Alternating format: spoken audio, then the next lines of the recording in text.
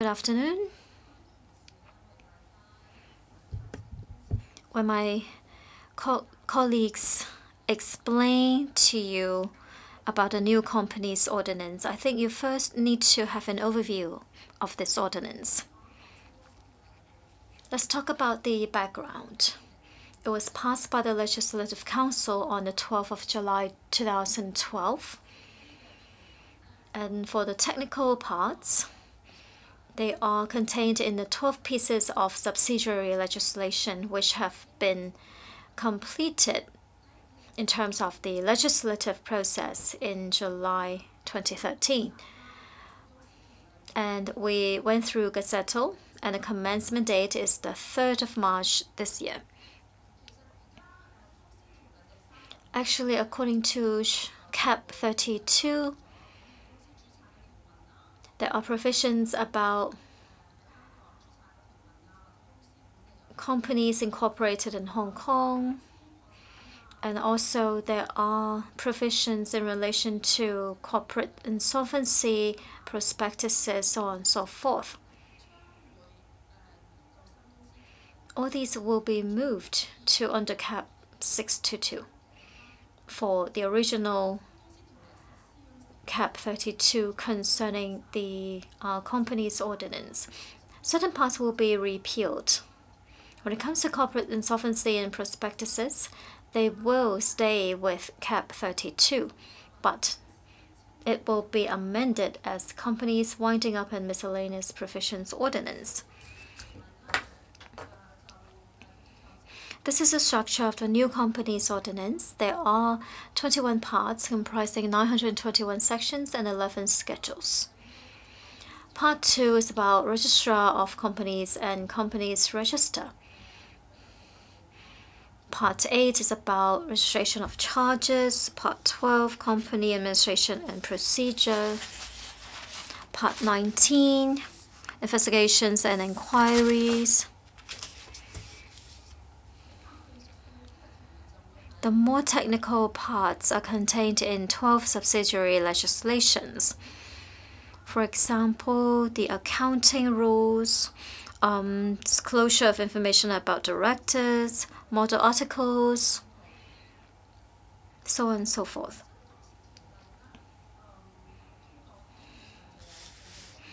Basically, there are 4 major objectives for the new company's ordinance: enhancing corporate governance, ensuring better regulation, facilitating business, and also modernizing the law. In terms of enhancing corporate governance, we have different provisions. For example, strengthening the accountability of directors, enhancing protection to shareholders. In terms of ensuring better regulation, we have new provisions to improve the charge system or the charges scheme and registration. In terms of facilitating business, we have provisions to streamline certain procedures. For obsolete provisions, they would be repealed. We also want to facilitate simplified reporting by SMEs for modernizing. This is in greater details, while the law is in simple and plain language. There are certain concepts being changed. For example, abolishing the par value of shares. We are also removing the Memorandum of Association. We will look at the provisions in greater details. In terms of abolishing par value of shares, under the new regime, there will be a monetary system of no par for all companies with a share capital.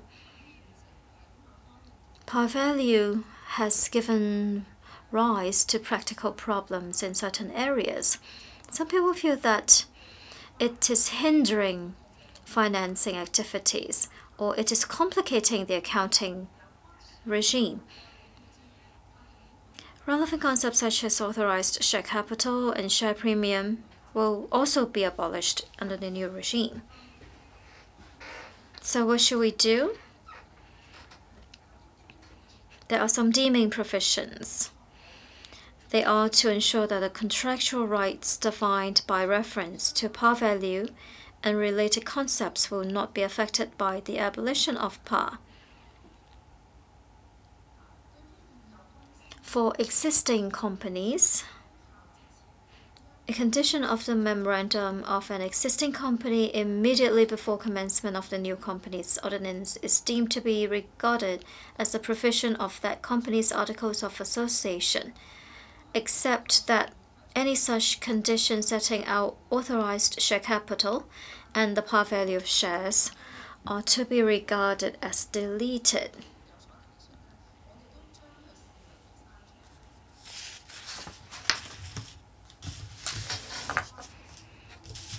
In addition, under the new regime,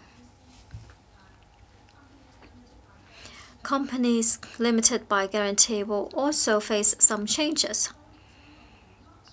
When they submit the annual returns, we have this progressive charging scheme.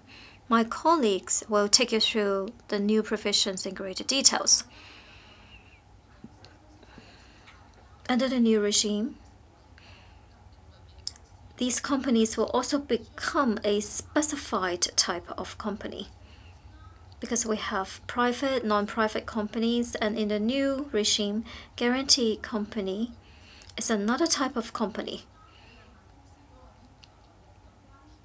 And all the requirements and provisions in relation to such companies will be closer to public companies. For example, we need 2 directors. Corporate directors not allowed. The annual return must be delivered together with a certified copy of the financial statements, director's report, and auditor's report. We also have provisions to improve the registration of charges.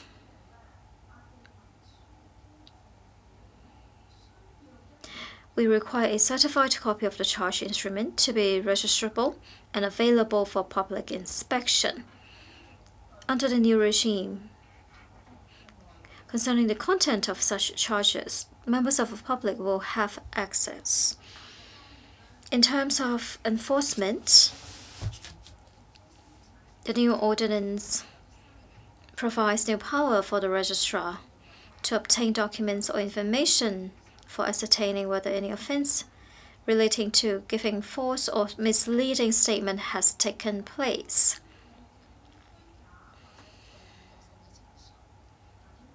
On top of that, there's another new system. The registrar may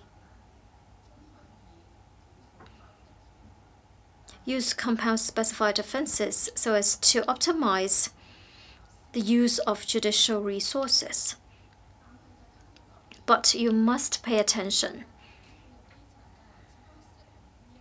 The compounding regime is confined to straightforward and minor regulatory offenses, and these are specified offenses. They are set out in Schedule 7 of the new Companies Ordinance. They would include failure to deliver directors' written consents to act to the registrar of companies, failure to file annual returns, and failure to deliver accounts, so on and so forth. In addition, in terms of strengthening the enforcement regime, we have some new elements. We lower the threshold of contravention by officers through a new definition of responsible person. In Cap 32,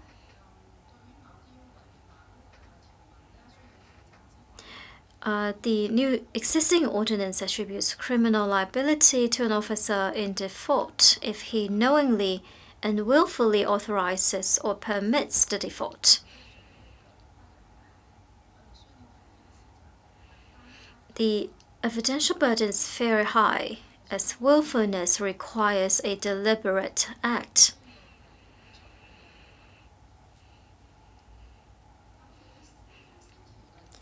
Under the new Companies Ordinance, responsible person is defined as an officer of a company who authorizes or permits or participates in the contravention or failure.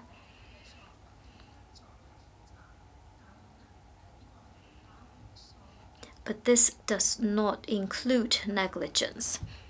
So you would notice that we're talking about the senior person in the company. And this person allows, permits, or authorizes or participates in the default act. In terms of strengthening the accountability of directors, we have some new requirements. For example, any private company must have at least one individual director who is a natural person. But dormant companies are exempted. In other words, for private companies, you cannot have body corporates as your directors. If there are existing companies who don't have a natural person as a director, we allow a 6-month grace period for such existing companies to comply with the new requirements. There are other provisions. For example, we are talking about clarification of the accountability of directors in terms of their duties of care, skill, and diligence. Both objective and subjective elements must be taken into account by the directors. And what is required of directors will vary between different types of directors and different types and sizes of companies. So this is already reflected in the provisions. We also want to enhance shareholder engagement in the decision-making process. We require a company to bear the expenses of circulating members' statements. We also want to reduce the threshold requirement for members to demand a poll from 10% to 5% of the total voting rights. Under the new regime, we expect that there will be more cases where members can be more actively engaged. This is about improving the disclosure of company information. We require large companies to prepare business review, but large private companies can opt out with members' approval. You may ask, what is a large company? Actually, we are talking about those that are not qualified for the provision of a simplified version. Very soon, we can tell you who will be qualified for the preparation of a simplified report. Directors are to disclose material interest in transaction, arrangement, or contract of significance, and for public companies, material interest of connected entities as well. For public companies, we're talking about the connected entities of the company's directors. We're talking about Section 11 of the new Companies Ordinance. It is specified which people or family members are connected entities of directors. We also foster shareholder protection. We introduce more effective rules to deal with directors or members' conflicts or interests. They're all in Section 11.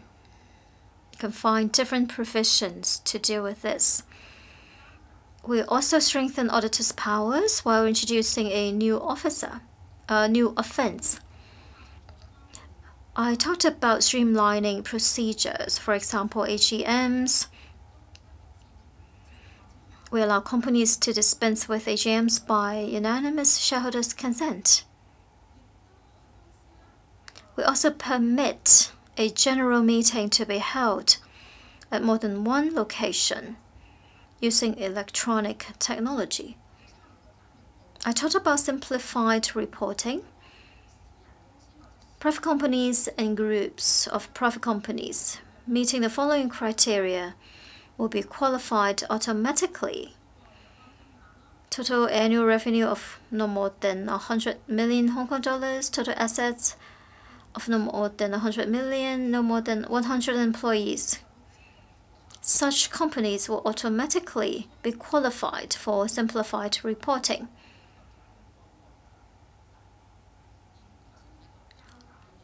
As for larger companies or enterprises, they will need members' approval. Today, because of time constraints, we would like to take you through some major changes and new concepts and elements in the company's ordinance. You should find Cap 622. Major changes. You will find some relevant provisions we have mentioned. So perhaps when you go back, you can refer to this. Other than what we have told you today concerning the new procedures and new forms, the company's registry has also prepared pamphlets and leaflets.